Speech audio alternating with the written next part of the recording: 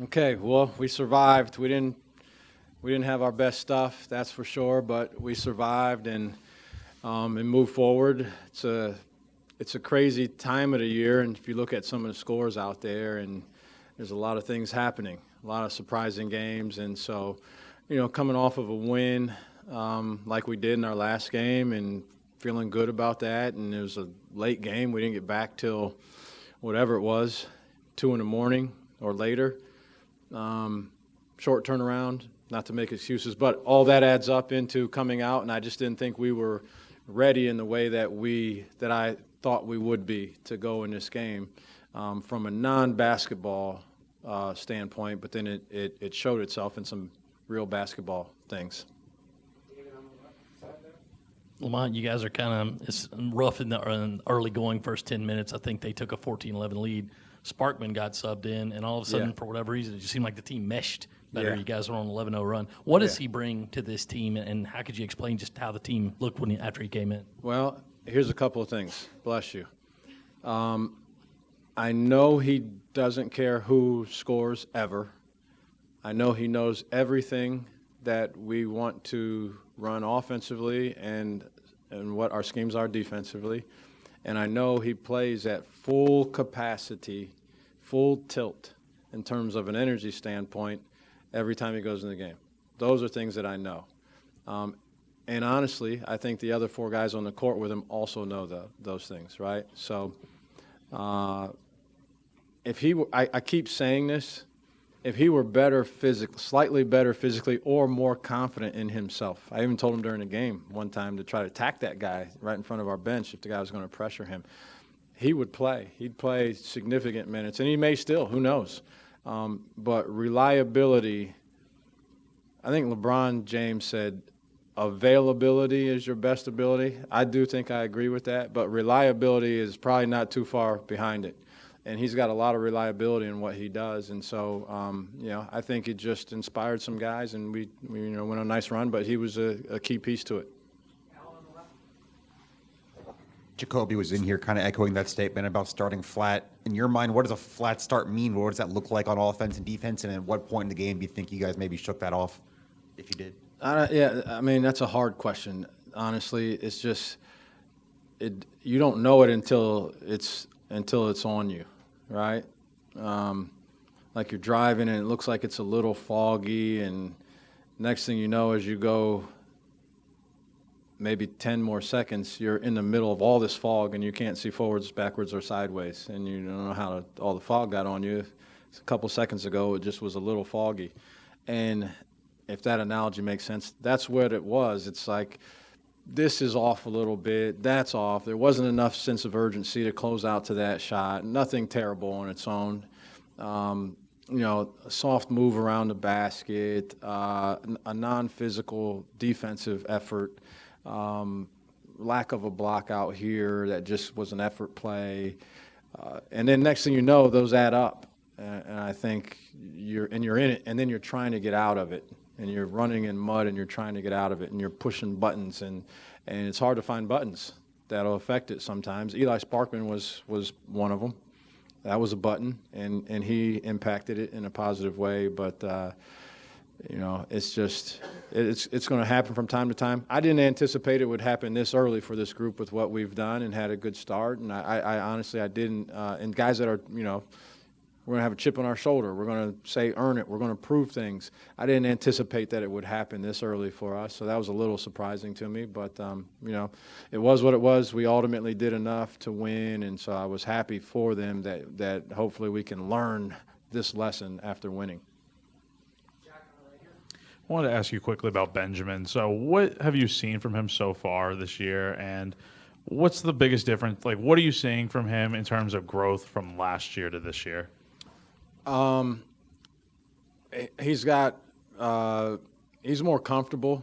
I think that's a big part of it, his level of comfort just with what he expects of himself, what I expect of him, what his teammates expect of him. I think he's gotten more comfortable with that. I think he's been more submissive in terms of just giving himself to the team. I think that's been, there's another guy that plays really hard. There's another guy that, he's got the ball underneath the basket and he's kicking it out to a guy for a wide open three. And somebody's saying, shoot it, right? And I never say that. He's a good teammate that way. And so he's got a plan. He's on a mission. And I support him in that mission.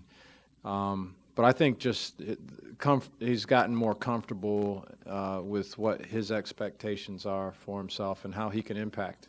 I've had some highlight tapes of him just making some effort plays. Go out there and get 7 offensive rebounds. I don't know. He had 1 bucket maybe. I don't know. Is that what it was? Yeah. So I just a guy that is out there trying to play for the team, and everybody is ultimately. But this is outward. This guy's outwardly trying to play for his teammates. John, back right here. You mentioned some things seemed a little bit off in closing out or defensively or what have you. You think shots aren't falling because of that reason, or how do you think those things go hand in hand? Yeah, I think there can be some correlation.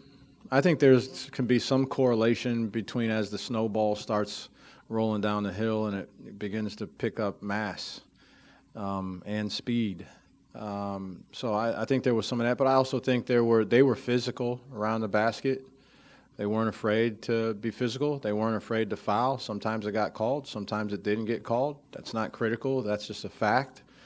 And so I think that was their best opportunity to win. And I think when people got physical with us, a lot of our moves ended up going away from the basket versus embracing that and going towards it. We did it a couple times, but I think the vast majority were not that. And so I think those all impacted how effective we were around the basket. And then the ones that were threes, I don't even know what we were from three. I think it ended up being probably halfway decent, not terrible, but not great either. And you're going to have some nights like that no matter what kind of quality shot you get. But I just think it was more around our stuff around the basket was just impacted by the fact that they were being physical. Questions? Now on the left side.